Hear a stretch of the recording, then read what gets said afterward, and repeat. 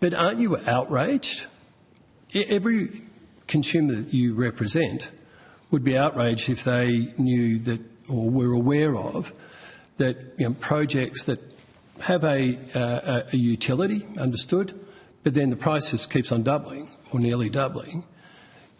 On your behalf, you should be outraged, shouldn't you?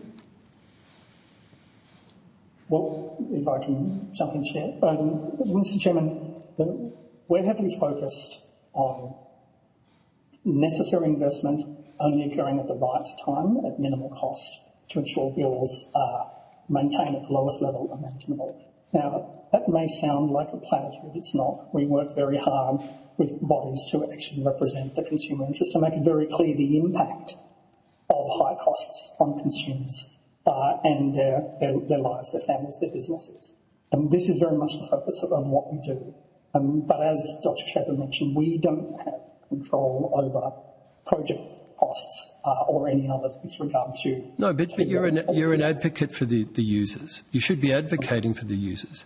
Do you put out a newsletter when that happens and say, these costs have blown out this way, and this much, but here's why we think it's okay?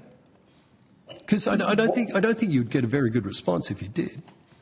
What we do, Senator, is to note quite clearly that we feel there should be no investment that is not critically required at the time at which it's required. This has historically been our focus. We have a newsletter, we have publications which, as you know, we've made those points quite clear. It sounds like you're, without wanting to be derogatory, just rubber stamping things, because if you go to this committee's website and look at the submissions that we've received, you'll see a lot of criticism and detailed critique about why such cost blowouts are out of order and ultimately make these projects useless and damaging to consumers. I'll leave it there. Mr Chairman, if I could, just I know you're finishing up the end, I'd just make a concluding comment. The challenge of being a very small, almost a micro organisation, trying to represent the needs of more than 11 million households and 2.5 million businesses means that by necessity there are some things we deal with, and there are a wide variety of different, as you were just saying in the debate now, about what issues we should focus on and which ones we shouldn't have. We try to do the best within our resources to make sure that the critical issues, which to us are reliability and price, as consumers want them, are the ones that we focus on. So I appreciate your point very much, but needs must so that we cannot address everything.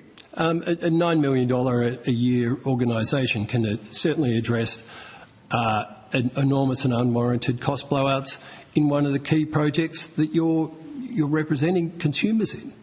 I don't accept that.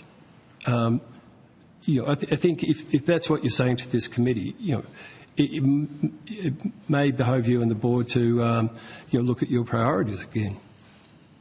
We have a fairly clear constitutional framework as to where our priorities must be. So I appreciate your thoughts. That would obviously necessarily, as respectfully, it's $9.5 million, but as we pointed out, $2.5 million of those go in grants to other parties. So that leaves us with $7 million. It's not a vast amount, and we're not an infrastructure regulator or monitor. That would be a vast set of new tasks for us to take on.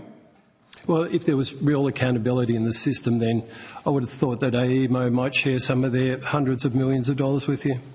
Anyway, on that, we will go to lunch break. Do you gentlemen